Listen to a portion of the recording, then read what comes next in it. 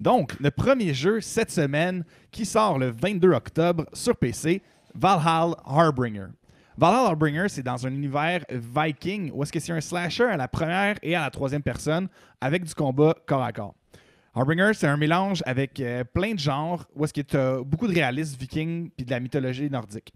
Fait que au début, t'es au début de Ragnarok, d'un point de vue des habitants de Midgard.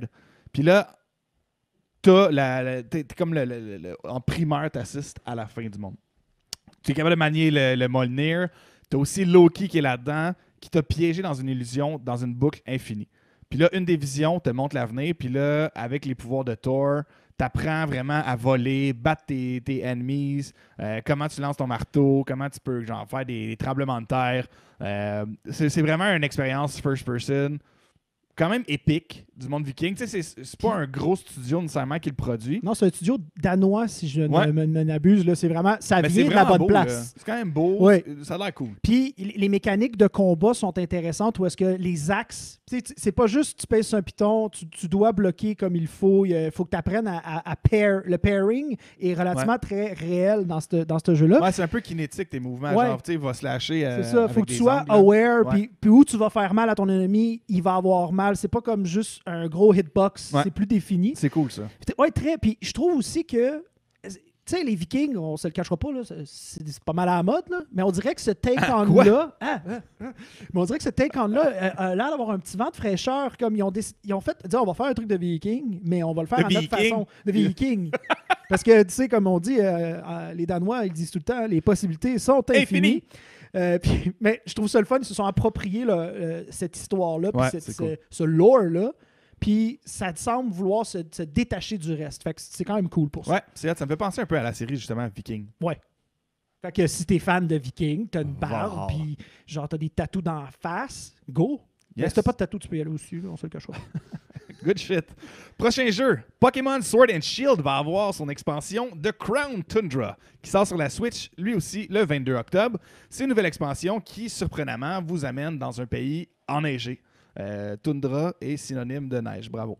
Vous allez avoir accès à un storyline supplémentaire, des nouvelles évolutions de Pokémon, avec Slowking qui va avoir d'autres évolutions. Puis l'expansion vous laisse aussi la chance de capturer tous les Pokémon légendaires des anciennes versions, ce qui est quand même très nice. Puis ça vous laisse aussi team up avec des trainers que vous avez déjà rencontrés. Fait que ça, c'est quand même du contenu qui était souvent demandé des users, puis que finalement, Game Freak a décidé de donner, ce qui est quand même très rare pour la série Pokémon. Puis là, maintenant que, tu sais, comme c'est cool, c'est la Switch, c'est parce que tu l'as dans tes mains. Yes. Puis que toi, t'en as une. Tu peux comme jouer partout avec. Ouais. C'est civil. Non, mais je savais, quand j'ai vu ça, quand j'ai vu ça dans le doc, je fais comme ça, Frank va être content. Tu sais, comme, t'as le Pokémon tatoué sur le cœur, toi. Puis pour vrai, genre, ils sortent le bundle de Sword and Shield, qui était le. Puis dans le fond, il y a eu le Isle of Armor. Ouais. Puis là, il y a le Crown Tundra. Mais le 6 novembre, il y a comme un bundle. OK. Ouais, toi, je te connais. Puis là, c'est comme le Costco des Pokémon là, le 6 novembre. Là. On s'en parle. Ça parle. Ben, excellent. C'est une très bonne nouvelle. Prochain jeu, Torchlight 3, qui sort sur la Switch, lui aussi, le 22 octobre. C'est sorti depuis un bout sur PC. Torchlight 3, ben, ça suit les traces des deux autres action RPG. Puis au début du développement, le titre de Torchlight était supposé être Frontliner, qui était inspiré des MMO. Mais il y a tellement eu un gros backlash des users qui ont décidé de ramener le gameplay habituel. Mais ils introduisent une nouvelle mécanisme de fort, genre que tu peux te construire. Un peu comme Fallout 76. Là. Fait que tu peux quand même te construire comme. Mais mieux. Mais mieux. Fallout 100. Puis, ben c'est ça, Torchlight 3, 22 octobre, pour tous ceux qui sont fans de la série. Prochain jeu, Dwarfheim. Dwarfheim, c'est la prochaine génération de jeux RTS en coop. Ça innove avec un gameplay, dans le fond, qui te permet, en plus de ton RTS, de te choisir des classes qui peuvent faire la différence dans tes fights. Fait que tu vas avoir accès à comme des buildings différents, à des forces puis des tweaks différentes dans tes affaires. Puis Dwarfheim, dans le fond, t'es un dwarf, des nains. Et il faut que tu ailles péter des trolls, des orcs puis des half-orcs.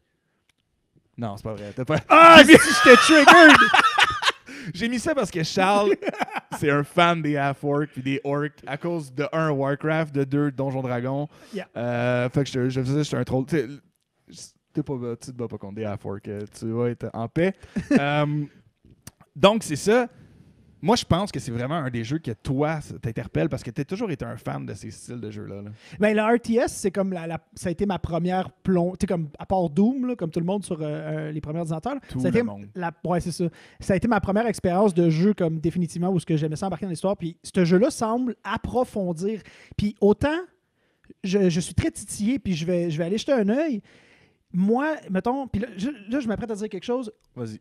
Il y a la formule Blizzard des RTS. Des RTS, il y a plein de gens qui en font. Il y en a plein. Par contre, je trouve que Blizzard, ils ont un threshold où est-ce qu'il y a une complexité, mais il y a aussi une simplicité dedans. C'est toi qui décides jusqu'à quelle profondeur tu vas aller. Je comprends. Dans le cas présent, moi, ce que je trouve difficile, ce qui me fait peur, en fait, en tant que moi joueur, parce que je me connais, c'est que ça a l'air d'une certaine complexité. C'est comme, tu sais, d'habitude, tu envoies ton bonhomme dans la mine, puis il revient. Là, tu rentres, c'est pas nécessairement toujours le fun quand c'est complexe. Mais hey, je donne un exemple qui n'est pas tout en lien avec ce jeu-là. J'ai joué à Crusader Kings 2, qui est genre, t'incarnes des rois historiques, puis là, genre, faut que tu maries du monde, tu maries tes kids. OK. Je savais tellement pas par où commencer. Là. Quand genre, c'est trop, hein? Ouais, puis j'ai passé comme 3 heures à essayer de partir un jeu. J'ai jamais parti ça. Je suis mort après, genre, avoir déclaré plein de guerres. Ça finit là. Puis je te comprends. Des fois, trop, c'est comme pas assez. C'est comme ils disent en UX, plus tu donnes d'options, the least likely the user will take a decision. Mm-hmm. Fait que ça me fait peur. Par contre, c'est sûr que je vais aller voir. Le jeu est cool. Là, Mais en même temps, tu peux pas leur en vouloir. Ils essayent de faire quelque chose. Yeah. Puis le RTS, on s'entend, là, c'est un style qui est... vieux comme le monde. Ouais, puis qui va pas si bien non plus. Fait que c'est correct. C'est correct qu'il J'espère que leur solution va être intéressante. On vous revient là-dessus. Ça sort là. Yes. Le prochain jeu, le dernier, Disc Room. Attends, je vais juste t'interrompre. Ça, c'est indie. Excusez, c'est indie en tabarnak. Ah, c'est indie en crise. C'est tout. Pour vrai, c'est vraiment indie. Ça sort sur Switch et PC le 22 octobre, lui aussi. Ça se passe en 2089 et dans 2089, si vous voulez que je vous dise pas le raccourci. Puis, il y a un disque géant qui est apparu en orbite autour de Jupiter. Fait que toi, tu t'en vas dans ce disque-là, puis tu te rends compte qu'il y a juste comme crissement plein de scie, comme vous voyez dans le jeu en arrière. Puis tu crèves non-stop. Tout le temps. Le but de ce jeu-là, c'est crever.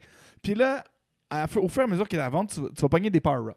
Okay. Là, tes power-ups, ça peut être comme, OK, tu sprintes un peu, ou tu fais plein de clones, ou name it. Il y a vraiment plein de choses qui vont te donner une survie, genre un level, une seconde de plus, qui vont te permettre d'aller chercher l'autre power-up. Puis là, c'est vraiment un jeu un peu à la Super Meat Boy. Oui. Où est-ce qu'il faut que tu meurs, tu refais ton jeu. Ceux qui aiment la grind, ceux qui aiment genre les speedrunners, je pense que c'est un excellent jeu pour ça.